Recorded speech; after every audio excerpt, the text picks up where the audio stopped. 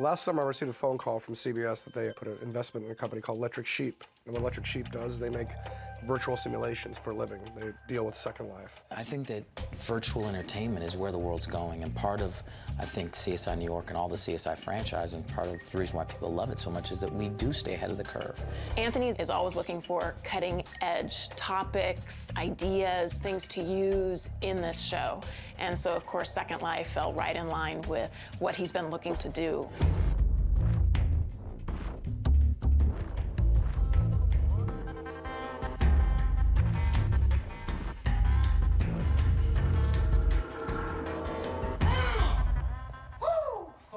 The basic premise of Down the Rabbit Hole is our CSI team must enter a virtual world called Second Life in order to solve a very real-world murder. Adam saw me running the VIX photo through missing persons. He said he recognized it from a video game he plays. It's not a game. Second Life. If you don't know what that is, you'll find out.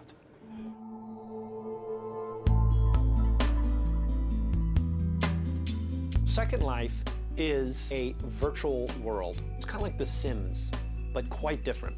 It kind of looks like a computer game, but there is no necessary game. There isn't running in and killing or whatever. It's becoming quite a big deal because people are making very real-world money by selling things in Second Life.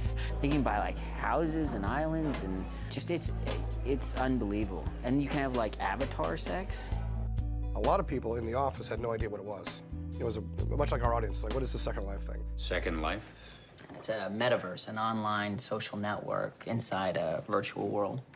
First lifers, guys like us, we log on, create 3D virtual characters, crew simulated worlds, make friends, start businesses. Why? It's fun. The whole Second Life thing is not something that I was aware of or knew about, and I think it's kind of twisted, and, you know, it's sort of dangerous. I didn't know anything about Second Life when we were filming it, but this whole other world of people, you know, at home, interacting with people on the computer. That made me feel old, is what that did. I read it on like the internet or something about kids like dropping out of college or failing because they got so involved that people getting divorced. I think when the actors first got the script, they thought, what the hell is this? You know, what the heck is machinima? And you have to explain, well, it's the animation that's used in Second Life. Well, what's Second Life? Well, it's a fake world. And then they would ask, so we're investigating a crime in a fake world and I'm gonna have to stand in front of a computer and to say, yes, but it's gonna be great. In the show, there's a lot of rolling around in your seat from one monitor to another. There's using handheld keyboards, 3 screen monitors. We really felt that if you keep the camera moving and using different monitors, different modes of communication, the headset, the keyboard, the mobile keyboard, it wouldn't feel like you're just sitting and watching a monitor the entire time. You'd feel like this is a real fast-paced, time is of the essence moment every time there's computer stuff going on. You write these shows and you're always hoping to do something different in every episode, and this was very different, which was fun. So our Vic dressed like a virtual character. It's cosplay, which is short for costume play. Some people get off dressing like the anime or avatar characters they've created. An avatar, that is your 3D representation of your person. As you see in the show, an avatar is a very fluid thing. I mean, male, female, it doesn't matter. An animal, a human, a robot, a bird. You can be a little, you know, trash can walking around. If that's what you want it to be, you can be anything you want it to be. Do a little custom skin, coat. All right, check that out. Now you're ready to roll in world.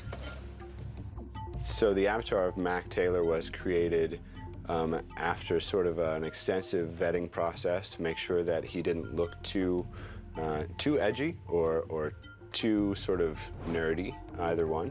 I thought he kind of looked like John Stamos.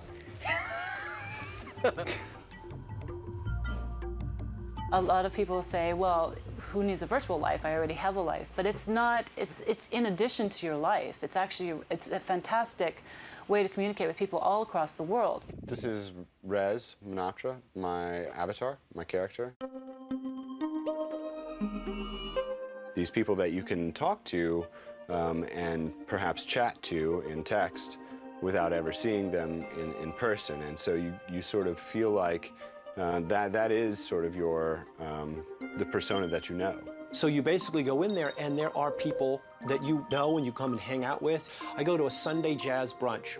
A very good friend of mine who actually lives in southern France now, a DJ's live for a few hours. I sit back and he talks with a martini and a cup of coffee. All these people play in Second Life, and they become the people they always wanted to be, or they always dreamed to be but never could be, and they're living these lives that they never could have lived in the real world. It actually gives people the opportunity to make their dreams come true.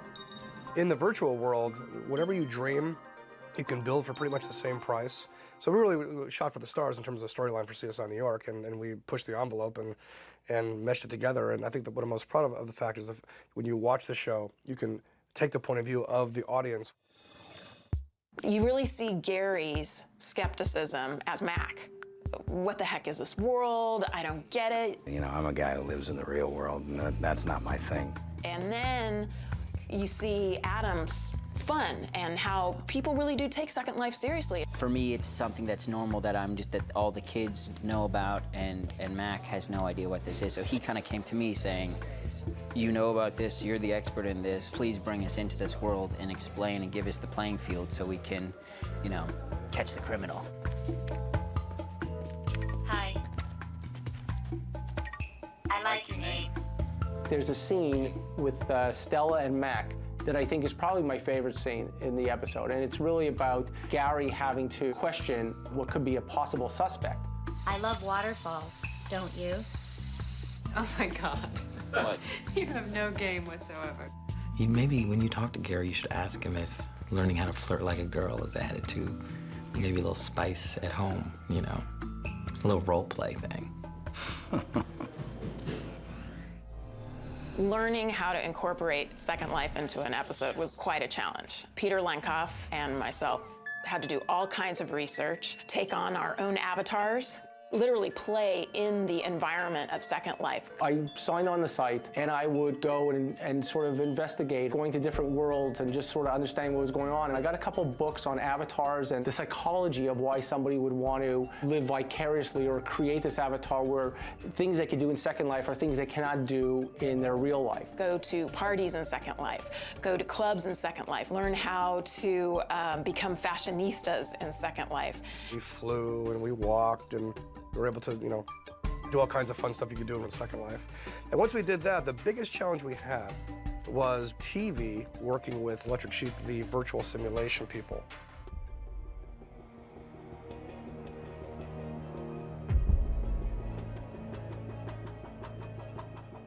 From the beginning, I didn't want to do the green screen because I wanted our actors to really interact with the animation, with what was going on in Second Life, because it's hard against a green screen, especially on a time crunch schedule that we have. It was really something that would be impossible to do. So my first job on this episode was I wrote a very detailed 25-page animation script, and that script I sent over to Electric Sheep, and they started working on that before I even finished the live action part of the script. You know, we're shooting 8.5 days really, really fast, and they had to make the machinima, which is called machine cinema, and make that simulation and put it together quick, so when we were able to shoot, we'd actually have the footage on screen for the actors. What we're able to do now with Machinima is it's all done in real time. It's like a live film shoot. I don't have to wait all night, come back the next morning, or even wait days or a week to see what it actually looks like. What I see live is what I'm recording. Instead of having to hold a camera in front of your face, if you could just record exactly what you're seeing, that's exactly how I do it in the virtual world, only I use a joystick to move the camera around, and then of course we can all talk to each other and hear each other. We wear a headset and actually talk to each other, and I'm directing them just like on a real set. When I say action, Gladiator number 1 is gonna run forward, and then when I cue the other guy, he's gonna swing his sword, and somebody will say, oh, wait a minute, I need a minute to get into position and all that. It's just like being on a film set. It's a lot of fun. And I do it all from home. When we're doing machinima in a video game, something like Halo or something like that, and we need 2 people to fight each other, well, that's no problem. That's what the game is all about, fighting. So we just have the 2 people fight. Whereas in Second Life, People don't generally fight in Second Life. People more talk to each other. And so we had to come up with all of these sort of unusual solutions of how to get those two avatars to seem to be fighting against each other. So the script called for one of the gladiators' heads to get cut off. And of course we looked at it and thought, how are we gonna do that? That's crazy, because you can't really cut the head off of an avatar. He has his actual head sort of tucked under so that you can't see it. And then this head is a fake head. What you can't see is there's a guy standing over here who's holding that head on a sort of invisible wire, so to speak. And then when I said action, he just moves the head and makes it look as though it's flying off of the guy.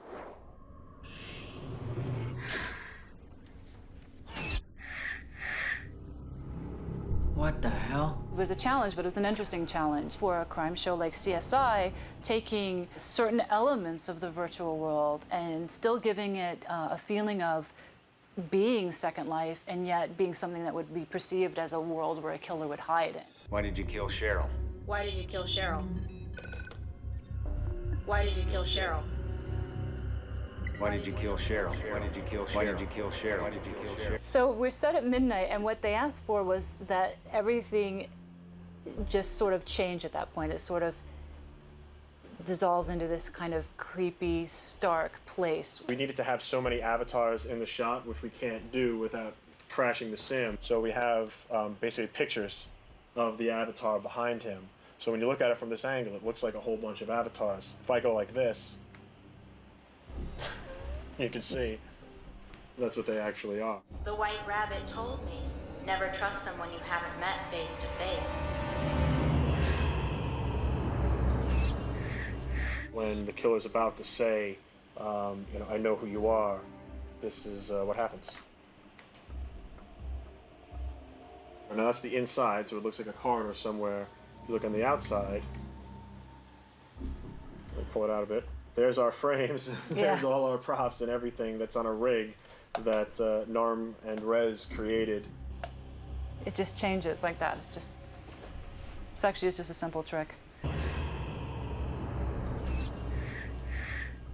When we got to see some of the scenes, and you get to see machinima, and it's for us, it's machinima history now being made, and it's TV history. It's really cool to have machinima, right, which is still a somewhat nascent procedure, really, or technique, to have it be now on a major show, right, because of Anthony's vision to, like, hey, let's play with something crazy. I mean, the guy really does think outside of the box and is very forward-thinking. So to have millions of people actually see this is great, and then come into Second Life, so that kind of helps put machinima on a map even higher than where it is already.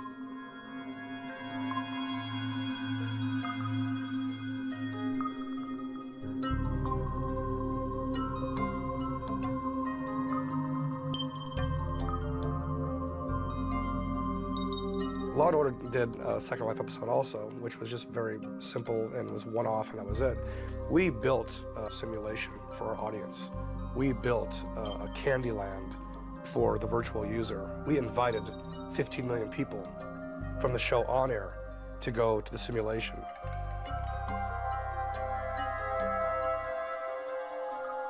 Murder by Zyker is a creation that I put together where I would write a one-page crime scene. The whole point of that is to go into a crime scene, feel like a crime scene investigator, look around, and have these virtual crime scenes that I could dream up, as lavish as possible. There is an item called a heads-up display that we use, which works like a toolbar. It's where you store your clues, the suspects. It also has the rules of the game, maps.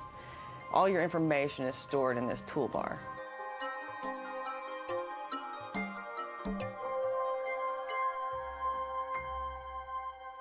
The great thing about this is so historic is 75,000 people that night joined from our viewership and became avatars. And 4,000 people a day clicked in and began to join Second Life in CSI New York every single day since October 24th, even today, here in April. And I believe that the long tail and that integration was so fantastic. It's record-breaking. It just goes to show you the power of the broadcast can filter other platforms, especially the virtual world.